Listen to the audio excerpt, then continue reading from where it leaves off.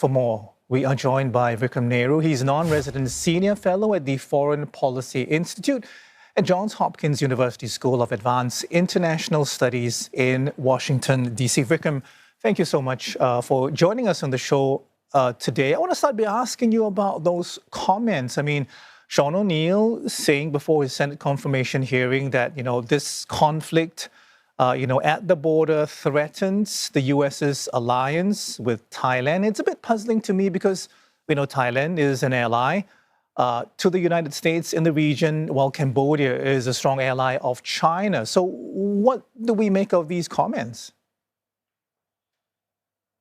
Well, I would have hoped that he would have made the more important point that stability and peace in Southeast Asia has been the cornerstone of Southeast Asia's prosperity over the last 30, 40, even a half a century. And any such border skirmishes of this kind, especially if they erupt into something much larger, could potentially threaten that stability and peace and thereby threaten Southeast Asia's economic growth. So I would have thought that he would have said that this is really in the interests of Southeast Asia in general, but also in Thailand and Cambodia in particular, to resolve this problem quickly and restore economic relations and other political relations between the two countries.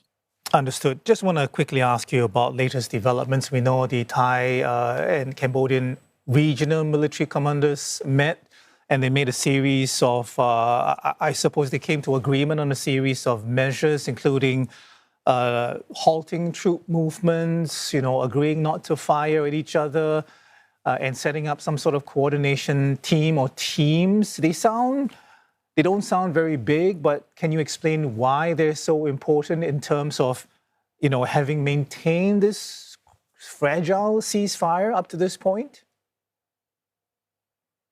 Well, this agreement has something like 7 points in it. It's a pretty short document, but nevertheless a very important one. And it contains, as you correctly point out, several small steps to try and restore peace, stability, and more importantly, confidence between the two opposing armies, the Cambodian army and the Royal Thai army.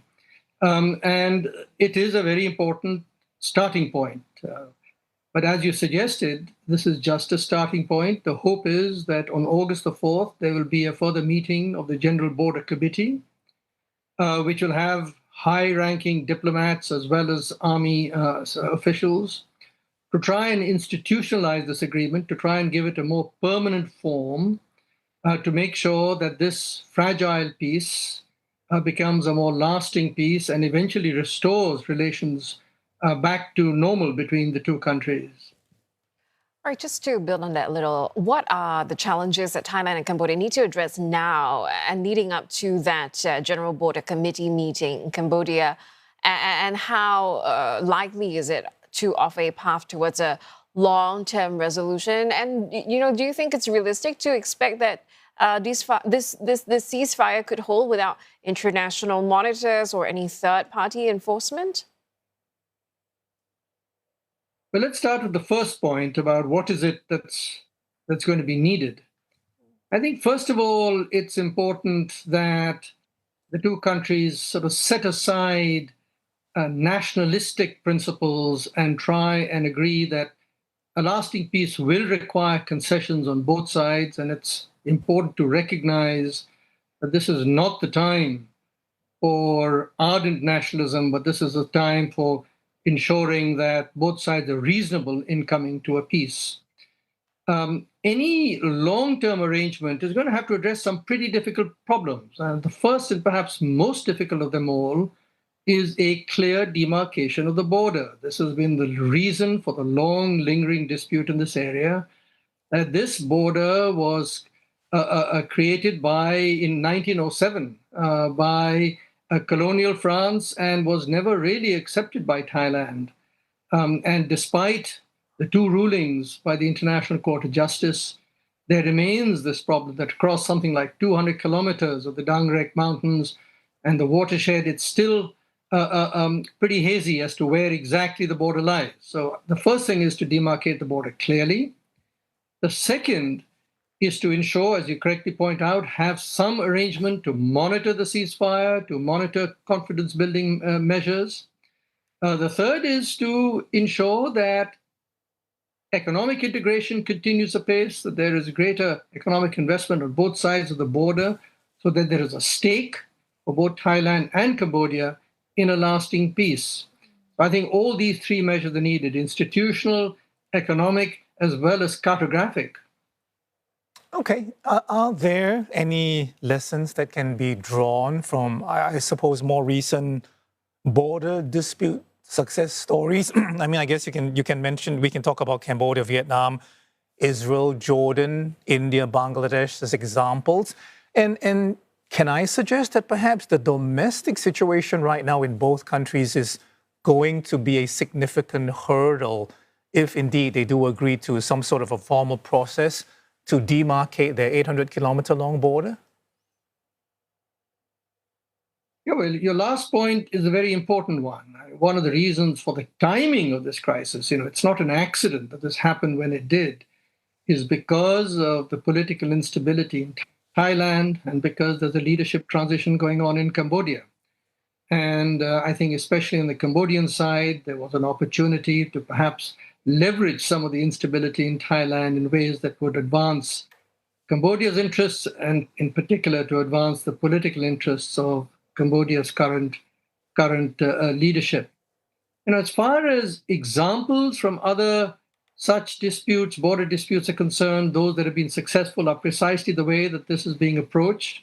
Start with baby steps, make sure that they hold, get observers from outside that are capable of monitoring and have sort of the technology and the people to monitor such events, and to ensure that there is pressure. I think, it's very interesting that the current agreement was brokered by ASEAN's leadership, Malaysia, but with the help and assistance of China and the United States. And I think now it is no secret that the United States did apply some pressure on both sides to come to agreement by threatening further trade barriers unless they agreed to stop firing at each other. And I think that kind of pressure does help in such situations to calm minds and to calm the situation and to get both sides to sort of settle down and concede that they have to reach an agreement of one sort or another.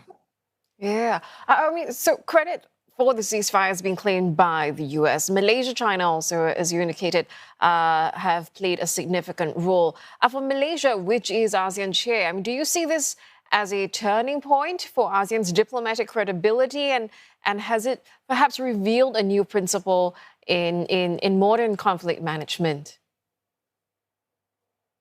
Well, ASEAN has always been an organization that has ensured that there is more sort of jaw and less war within Southeast Asia for a long time. And it has played a constructive role in tensions in the past.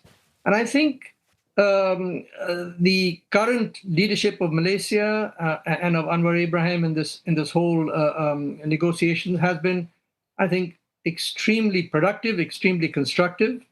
Some argue that it was somewhat late in coming, but perhaps that's the case. But I think it was done extremely well, and that they brought in the United States and China as well to apply some pressure and some further sort of arbitration arrangements to allow for an agreement.